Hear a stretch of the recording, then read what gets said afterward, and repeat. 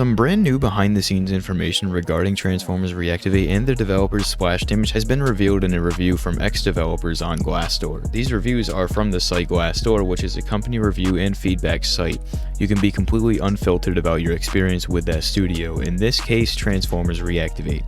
Let's get right into it. These images I'm using come from Also Pro on Twitter. The first review states, lack of vision and forced return to office. Former employee for more than a year. Pros, a lot of people have genuine passion and are really great to work with. Cons, there is no vision for the games. In the slightly over 2 years I was there, the vision for Transformers Reactivate changed about 3 times. While the deadline was slightly pushed back to accommodate, it was clearly not enough and everyone knew it. There is more to look at, so let's look at all the reviews first and then we'll talk about all of them after. So the second image states, advice to management. Put people with an actual vision for the game in place and do everything to meet that vision rather than changing the plans for the game every 6 months. Communicate better with the entire studio and don't lie or sell them a vision which will never come true. And don't tell a room of artists about how good generative AI is for making art. The third part we will cover states, they claim they pride themselves on being a people-first studio, shown by the fact that they didn't make any redundancies before.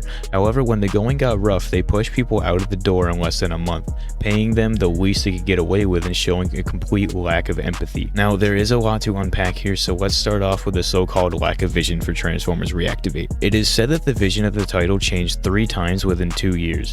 This could mean a number of things. Could be the art style, could be the story direction, gameplay direction, or other things. This is a claim that is sort of backed up by the trailer being removed from all the social media. It was rumored that the trailer did not represent the game anymore, and with this review being out there, it is starting to make a bit more sense. This could prove detrimental to the game. Messy direction is what kills modern day games 70% of the time. Having constantly shifting directions happened to Suicide Squad, and look what happened to that game. In the state it's currently in right now is awful.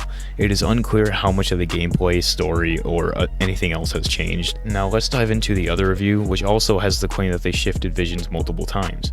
This one did say that they change plans for the game every 6 months. They say they lie and sell a vision that will never come true. Now this one gets my blood boiling here. This review claims that higher ups at Splash Damage are advocating for the use of AI generative art for Transformers Reactivate. This is foul. I actively despise AI generated art.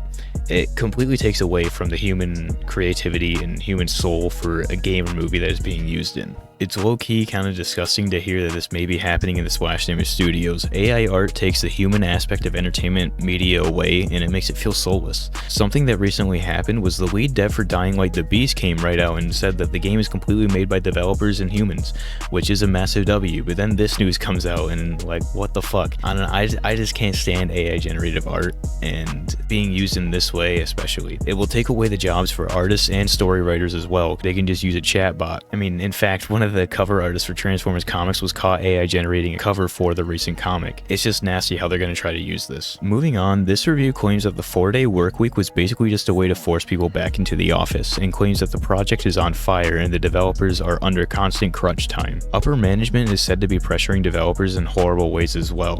4-day work weeks are said to be a marketing tactic according to this review, and now Splash Damage is even reducing holiday allowance. This also follows the layoffs that happened at Splash Damage, and it was stated that they lacked any empathy for the people who got laid off and barely gave them any time to leave. Most people don't know this yet, but Max Downton, who was the senior global comms manager, is now gone from Splash Damage. His bio tells us that he previously worked at Splash Damage, which most likely means his role was not needed and he got laid off. And that sucks because now we truly do not have anyone who is running the Play TFR account on Twitter. So to summarize what these reviews tell us about Splash Damage is utilizing AI generated art for Transformers Reactivate, inducing crunch time upon their developers. They shifted the vision for Transformers Reactivate 3 times, have no clear direction for the game, lacked empathy for any laid off employees, forced people to return to office under the promise of 4-day work weeks, and have massive pressure from the upper management of Splash Damage. This is not an environment that you should be wanting to work in for any gaming studio. Transformers Reactivate is in trouble, and this needs to be fixed right now.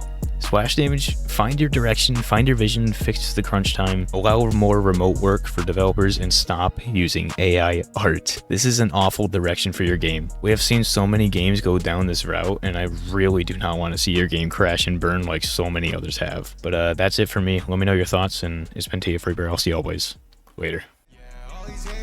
Yeah,